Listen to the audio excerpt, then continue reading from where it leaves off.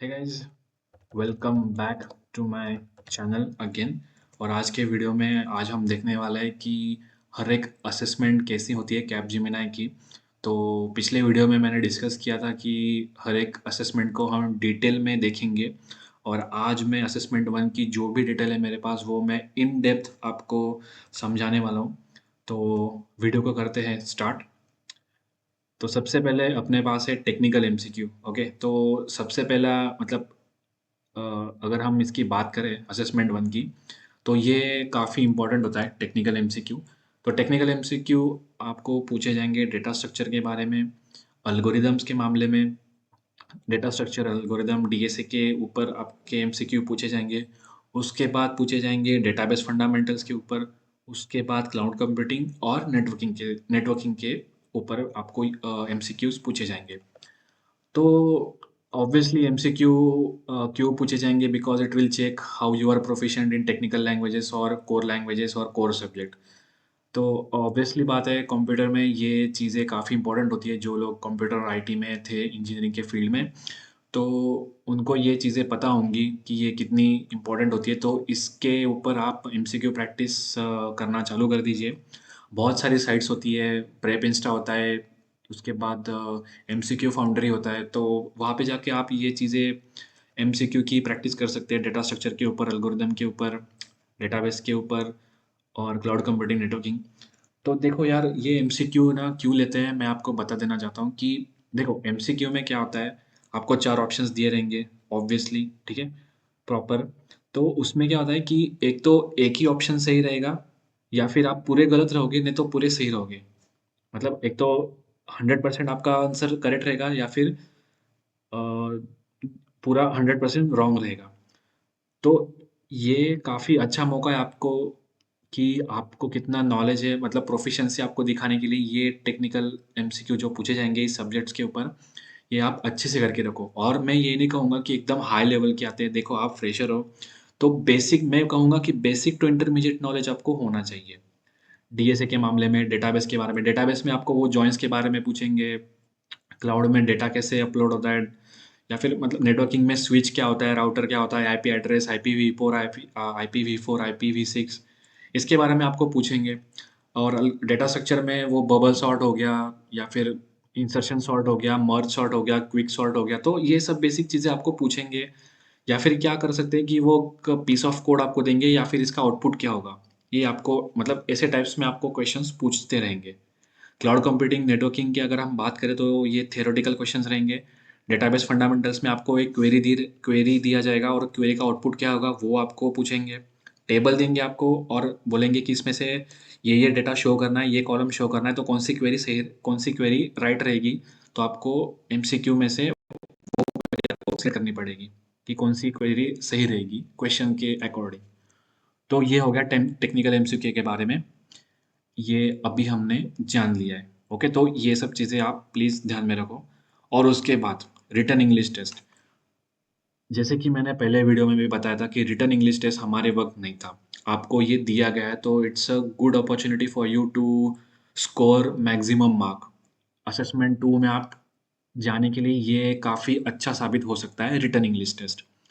तो आपको ऐसे लिखना पड़ेगा गिवन पैराग्राफ में। ओके, जो एक मतलब मैं ये कहूँगा कि नीड टू राइट ऐसे on given line, sorry my bad, given line, subject, और मैं कहूँगा टॉपिक। तो आपको ऐसे लिखना पड़ेगा ऑन जो भी एक लाइन दी रहेगी, या फिर एक टॉपिक दिया रहेगा, या फिर एक सब्जेक्ट दिया रहेगा, तो उसके ऊपर आपको एक ऐसे लिखना है। तो ये ऐसे आप अगर लिखते हो तो इसमें अच्छे से पढ़ो कि सब्जेक्ट कौन-सा दिया गया है, अच्छे से सोचो कि उसके ऊपर हम क्या लिख सकते हैं। और ज़्यादातर देखा जाए तो रियलिटी और पॉज़िटिवनेस, जो भी आपको सब्जेक्ट दिया रहेगा, जो भी आपको टॉपिक दिया रहेगा, मैं यही कहूँगा कि यार आप रियलिटी उस सब्जेक्ट की जो है वो भी लिखो, और पॉज़िटिविटी उसके बारे में लिखो। तो वो आपकी पॉज़िटिव साइड ही देखेंगे, तो अच्छा इंप्रेशन पड़ेगा आपका, ठीक है? तो इससे क्या साबित होता है कि आप कितना अच्छे से पढ़ सकते हो, लिख सकते हो, और अंडरस्टैंड कैसे कर सकते हो भाई, ये काफ़ी इम्पोर्टेंट है। आप इंग्लिश अंडरस्टैंड कैसे करते हो, इसके ऊपर ही आपको मतलब सब्जेक्ट अंडरस्टैंड करने के बाद, टॉपिक अंडरस्टैंड करने के बाद ही आपको वैसे लिखना है, और वो भी अच्छे से लिखना है। उसमें ग्रामेटिकल मिस्टेक कुछ भी नहीं चाहिए। मैं यहाँ पे एक पॉइंट ऐड कर दूंगा कि मेक नो ग्रामेटिकल मिस्टेक। तो यार ये चीज़ आप ध्यान में रखना कि इसमें कोई भी ग्रामेटिकल मिस्टेक नहीं होनी चाहिए। ओके, ये वहाँ पे ऑटो करेक्ट तो नहीं रहेगा, जहाँ पे अभी जैसे आपने देखा था कि यहाँ पे एक रेड लाइन आ गई थी कुछ, तो हाँ ये देखो ये रेड लाइन आ गई, वहाँ पे तो आपको ऐसा कुछ रहेगा नहीं। तो आप ये अच्छे से देख लो कि फर्स्ट वर्ड हमें कैपिटल लिखना पड़ता है। यहाँ पे देखो मैंने हर एक चीज़, हर एक लाइन का पहला वर्ड कैपिटल लिखा है, तो आप ये चीज़ ध्यान में रखो, ठीक है। ग्रामेटिकल मिस्टेक कोई भी नहीं करनी है। तो ये हो गया रिटन इंग्लिश टेस्ट के मामले में। अभी हम देखेंगे नेक्स्ट, वो है कॉग्निटिव असेसमेंट। यार देखो ये कॉग्निटिव असेसमेंट मैं बोलूँगा हार्ड नहीं है, बट ये थोड़ा चैलेंजिंग है, फन चैलेंजिंग इसको हम बोल सकते हैं। ये जो है, तो ये cognitive assessment it is a fun challenging part. Assessment का ये सबसे फन चैलेंजिंग पार्ट रहेगा। आपको इसमें ना गेम्स खेलने हैं, अगर मैं सही बोलूँ तो, ठीक है। तो इतने चैलेंजेस आपको दिए रहेंगे, आप मेरे स्क्रीन के ऊपर देख सकते हैं। मोशन चैलेंज रहेगा, digit challenge, switch challenge, grid challenge, deductive challenge और इंडक्टिव रीजनिंग, ठीक है। इंडक्टिव रीजनिंग भी यहाँ पे रहेगा, और ये एक एक चीज़ में क्या होता है वो अभी मैं आपको बताने वाला हूँ, तो इसको ध्यान से सुनना। तो अभी हम बात करेंगे मोशन चैलेंज के बारे में। तो मोशन चैलेंज क्या होता है कि स्क्रीन पे ना आपको ऑब्जेक्ट्स दिए रहेंगे, ठीक है। अभी हम यहाँ पे एक ले लेते हैं, ये हो गया ये ऑब्जेक्ट, ठीक है। और ये हो गया दूसरा ऑब्जेक्ट, उसके बाद ये हो गया एक स्क्वायर। तो ये आपको टोटल ऑब्जेक्ट्स दिए रहेंगे, और ये ऑब्जेक्ट्स, मतलब ये मैं एक एग्जांपल के लिए कह रहा हूँ, ठीक है। ये ऑब्जेक्ट्स आपको दिए रहेंगे, और ये कौन से मोशन में जा रहे हैं ये आपको डिसाइड, मतलब ये आपको याद रखना पड़ता है, ठीक है। यहाँ पे आपकी मतलब मेमोरी कितनी स्ट्रांग है ऑब्वियसली वो ये लोग चेक करेंगे। तो ये सर्कुलर, ये सर्कल नीचे जा रहा है, और ये जो स्क्वायर था ये ऊपर जा रहा है, और ये जो था ये कौन से डायरेक्शन में जा रहा है, लेफ्ट जा रहा है, राइट जा रहा है, अप जा रहा है या डाउन जा रहा है। तो आपको इस टाइप के मोशन चैलेंज वो लोग आपको पूछ सकते हैं, ठीक है। तो ये बात आप ध्यान में रखना, कौन सा ऑब्जेक्ट किस डायरेक्शन में गया, फाइनल पोजीशन इसकी ना, फाइनल पोजीशन क्या होगी, अगर ये जाता है तो इसकी फाइनल पोजीशन क्या होगी, और मूवमेंट का पैटर्न क्या है, अप डाउन है, सर्कल का क्या था, लेफ्ट राइट है, और इसका क्या था, सर मतलब ये भी हो सकता है कि देखो सर्कुलर, तो सर्कुलर इंसान याद रहेगा, बट कभी कभी क्या होता है कि स्क्वायर को वो सर्कुलर मोशन में भी दिखा सकते हैं, मतलब ऐसे जानबूझ के लाइक वाइस वर्सा कर सकते हैं, कंफ्यूजिंग आपको बना सकते हैं वो, ठीक है। तो आपको वो ध्यान में रखना है। वो सर्कल को भी स्क्वायर में दिखा सकते हैं कि इसकी फाइनल पोजीशन यहाँ से यहाँ पे गया, तो इसकी फाइनल पोजीशन क्या थी और क्या रहेगी। ओके, तो वो गेम ऐसे डिज़ाइन किया हुआ रहता है कि आपको वो चूज़ करने में बहुत ही आसानी होगी, ठीक है। तो इसका प्रैक्टिस कैसे करना है मोशन चैलेंज का, ये भी मैं आपको बताऊँगा, ठीक है। इसके जो रिसोर्स रहेंगे ये भी मैं आपको बताऊँगा। आप मतलब उसकी चिंता मत करो, उसकी लिंक मैं चैनल के मेरे वीडियो के लिंक में दे दूँगा, या फिर अगर नहीं भी मिला आपको मेरे वीडियो के डिस्क्रिप्शन में, तो आप मुझे प्लीज़ कमेंट कर देना, मैं आपको वो वेबसाइट का नाम दे दूँगा, और वीडियो के एंड में आपको बताने वाला हूँ। और हाँ, नेक्स्ट रहेगा डिजिट चैलेंज। डिजिट चैलेंज के बढ़ने से पहले मैं आपको मोशन चैलेंज क्या होता है वो अगर मैं बता दूं। डिजिट चैलेंज देखने से पहले हम मोशन चैलेंज के बारे में और एक इम्पॉर्टेंट बात देख लेते हैं, वो है कि इसमें आपका क्या टेस्ट होगा गाइस। मोशन चैलेंज में ऑब्जर्वेशन स्किल आपका चेक होगा, आपका फोकस कितना है वो चेक होगा, और आपकी शॉर्ट टर्म मेमोरी कितनी है। मैंने बोला था ना पहले कि आपकी मेमोरी, मतलब आप कितना अच्छे से ध्यान रख पाते हो, ये आपका टेस्ट होगा। तो अभी अभी हम देखते हैं digit challenge. Okay, digit challenge में क्या होता है कि नंबर का सीक्वेंस दिखाया जाता है, कभी नंबर्स चेंज होते हैं, कभी मिसिंग नंबर पूछे जाते हैं। तो इसमें इसमें आपका क्या टेस्ट होगा कि नंबर पैटर्न रिकॉग्निशन, मतलब कि आप नंबर का पैटर्न जो है वो कैसे आप रिकॉग्नाइज कर पाते हैं, ठीक है। ऑड नंबर, इवन नंबर, वो किसका स्क्वायर रूट है, या फिर कितने ऐड करने के बाद कितना नंबर मिलता है। लॉजिकल कैलकुलेशन आपका होगा, और स्पीड ऑफ थिंकिंग, आप कितनी अच्छी तरीके से इसको मतलब सोच सकते हैं। चलो ठीक है, मैं क्या ना आपको एग्जांपल दे देता हूँ हर एक चीज़ का, अगर हम एग्जांपल ले ही रहे तो। चलो, एक आपको ये दिया जाएगा नंबर 2, उसके बाद दिया जाएगा आपको नंबर 4, उसके बाद आपको दिया जाएगा नंबर, आपको लोगों को पता चल ही गया होगा, 6। तो क्या लगता है गाइस कि यहाँ पे क्या होगा? क्या मतलब दिया जाएगा? ऑब्वियसली इसका आंसर आएगा 8 आएगा। कैसे आ गया वो सबको पता ही है, क्योंकि हर एक दोनों नंबर्स में 2-2 का गैप है। इसमें अभी क्या हो सकता है आपको बताने की ज़रूरत नहीं है। तो कभी-कभी क्या होगा कि यहाँ पे दिया जाएगा 11, यहाँ पे दिया जाएगा 33, यहाँ और यहाँ पे दिया जाएगा 55। ठीक है? 55 के 55 दिया जाएगा, इसके यहाँ पे ब्लैंक रहेगा, यहाँ पे भी ब्लैंक रहेगा। ठीक है? इसको मैं 0-0 लिख देता हूँ, इसको भी 0-0 लिख देता हूँ। यहाँ पे आएगा 99। तो आपको गेस करना होगा कि यहाँ पे कौन सा आएगा। ऑब्वियसली यहाँ पे आएगा 55 और 55 और 77। ओके, तो ये हो गया ऑड नंबर का। 1 3 5 7 9 ये ऑड नंबर है। तो इसी तरह आपके मतलब आपका डिजिट चैलेंज जो रहेगा वो ऐसे ही आपका टेस्ट होगा। तो इसको आप प्रैक्टिस भी कर सकते हो, इसकी वेबसाइट में आपको बताऊंगा। तो डिजिट चैलेंज ऐसा रहेगा। उसके बाद अभी हम देखेंगे स्विच चैलेंज क्या होता है। इसमें क्या होता है कि ये पूरा रूल्स के ऊपर बेस्ड होता है। रूल्स के ऊपर बेस्ड होता है, लॉजिक के ऊपर बेस्ड होता है, और आपको काफ़ी मतलब प्रेजेंस ऑफ माइंड आपका बहुत अच्छा चाहिए, और अडेप्ट आप कितना कर पाते हो अच्छे से वो यहाँ पे देखा जाएगा। तो स्विच चैलेंज का अगर मैं एग्जांपल ले लूँ तो देखेंगे कि रूल सडनली चेंज हो जाते हैं इसमें।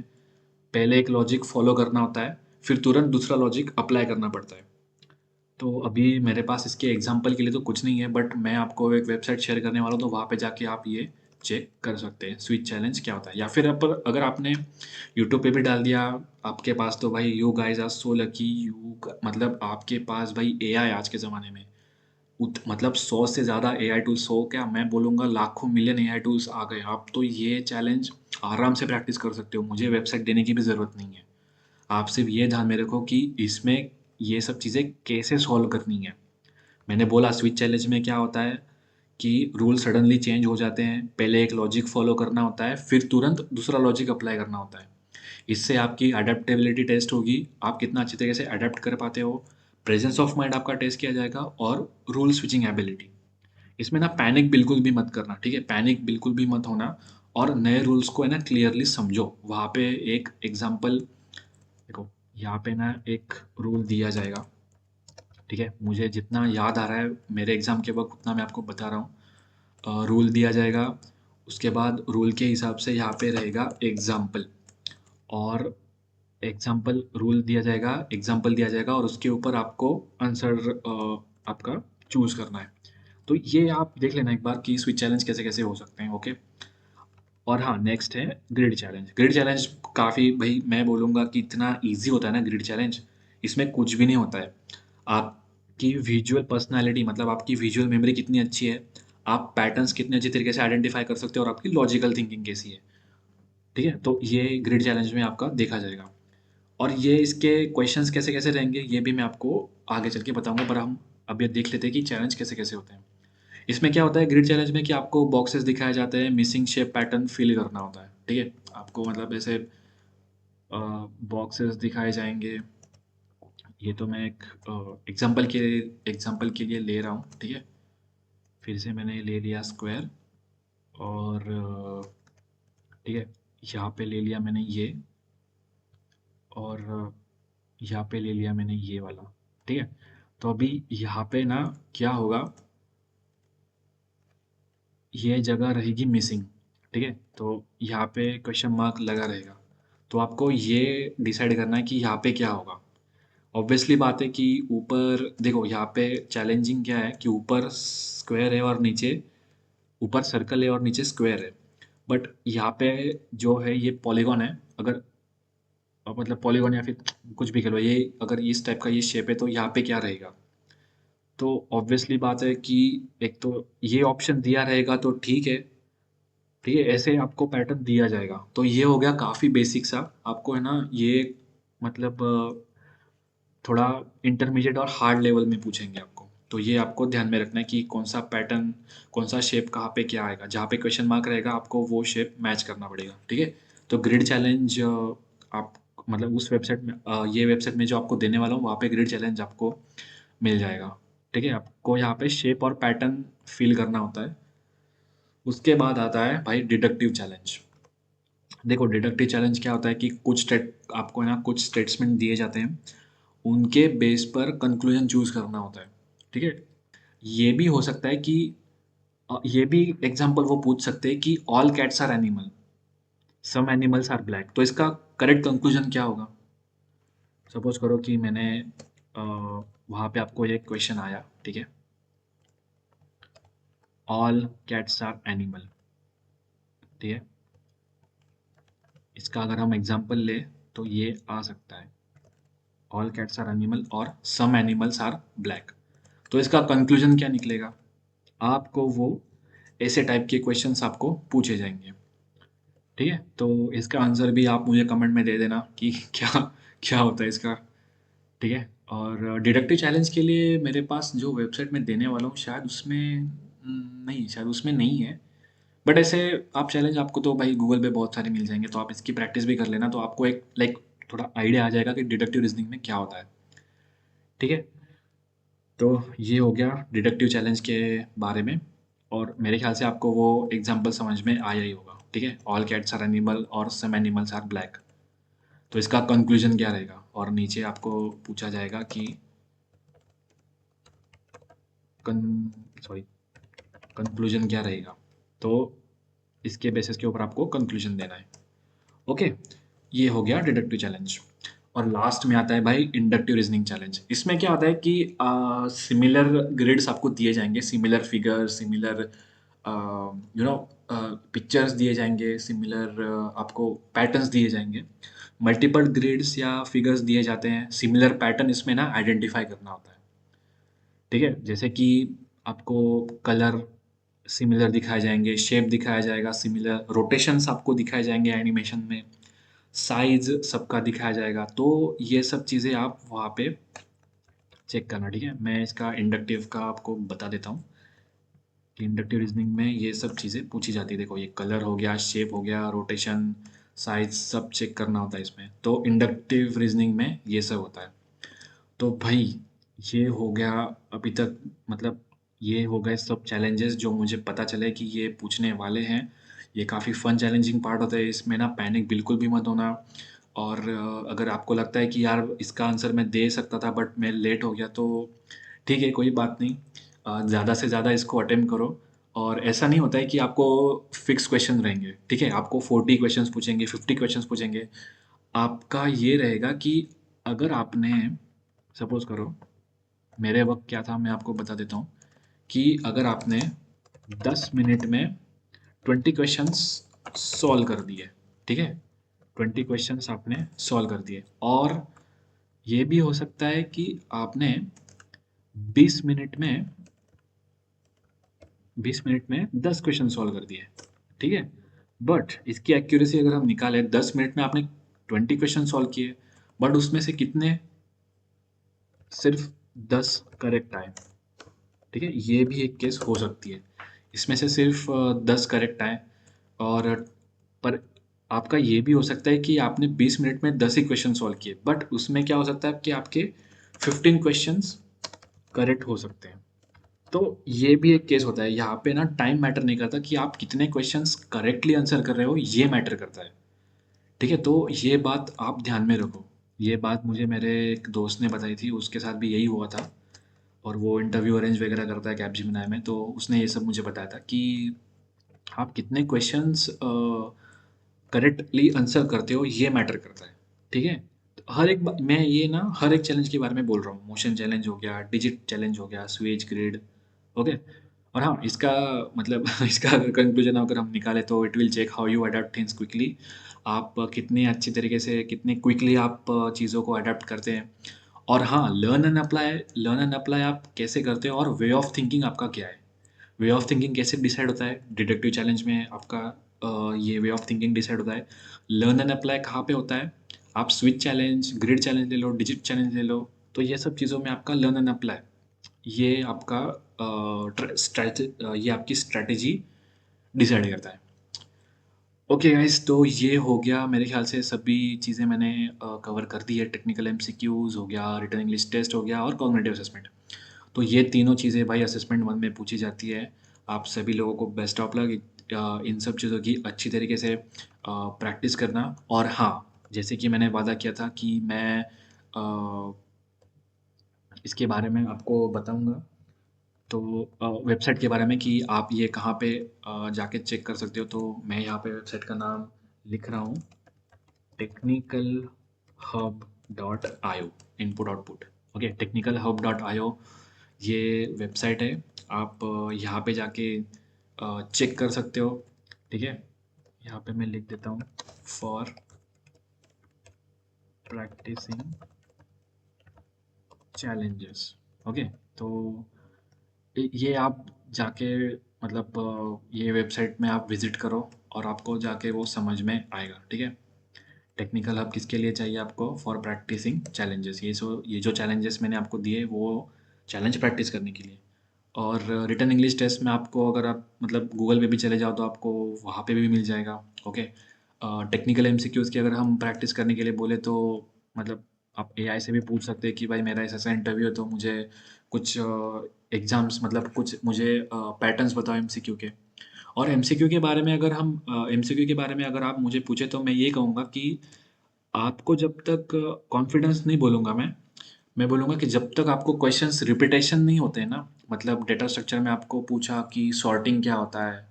सॉर्टिंग के बारे में आप मतलब सॉर्टिंग के बारे में टोटल 4 टाइप्स के क्वेश्चन हैं, तो आपको चारों टाइप्स के क्वेश्चन आपके हो जाने चाहिए। तब आप जाके कंपनी में जो पूछे जाते हैं ना बेसिक टू इंटरमीडिएट वो आप जाके अच्छे से समझ सकते हो।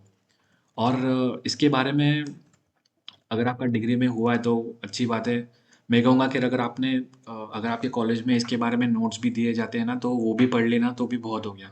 उसके ऊपर ही पूछेंगे ये लोग या फिर गूगल पे आपको मिल जाएगा। कंपनी के हिसाब से वो एमसीक्यू कंपनी के हिसाब से एमसीक्यू मिल जाएँगे आपको, वहाँ पे आप जाके प्रैक्टिस कर सकते हो। Alright guys, thank you so much for watching my video. ये वीडियो काफ़ी लंबा हो गया गाइस, 25 मिनट्स, आधे घंटे का हो गया। Sorry for taking your long time, but I hope this video will help you. अगर आपको फिर भी किसी भी वीडियो मतलब किसी भी टॉपिक में अगर आपको डाउट हो तो प्लीज़ मुझे कमेंट सेक्शन में बताओ। मैं आपको जल्द से जल्द रिप्लाई करूँगा और असेसमेंट 2 का जो डिटेल है वो उसका वीडियो मैं जल्दी आपके साथ शेयर करूँगा। ठीक है, जल्दी मैं आपके साथ वो लेके आऊँगा असेसमेंट 2 का। और ऐसा नहीं है गाइस कि मैं मतलब जो भी मिल रहा है इंटरनेट पे वो ऐसे ही मैं मतलब फ़िल्टर करके आपको दे रहा हूँ। मैं हर एक चीज़ वेरीफ़ाई करके ही आपको बता रहा हूँ। मिलते हैं नेक्स्ट वीडियो में। और सबसे मेन बात मैं कहूँगा कि आप प्लीज़ ये पढ़ लो। Don't forget to like, share और सब्सक्राइब। हैं? हाँ, मेरा स्पेलिंग गलत हो गया, माय बैड। भाई लाइक, शेयर और सब्सक्राइब करना बिल्कुल भी मत भूलना। और मुझे लाइक कर दिया, दोस्तों के साथ शेयर कर दिया और मेरा चैनल सब्सक्राइब कर दिया तो भाई मुझे और ज़्यादा इंस्पिरेशन मिलेगा। और ज़्यादा मैं मतलब फटाफट वीडियो डालता रहूँगा। ठीक है, अभी मेरे चल रहे 85 सब्सक्राइबर्स, तो प्लीज़ 90 कर देना गाइस, प्लीज़ प्लीज़ प्लीज़ जाके 90 कर दो। मैं आगे के हर एक असेसमेंट के इन्फॉर्मेशन है वो डिटेल में आपको एक्सप्लेन करूँगा। ओके गाइस, तो मिलते हैं नेक्स्ट वीडियो में। तब तक के लिए goodbye, bye bye and take care, best of luck आप सभी लोगों को।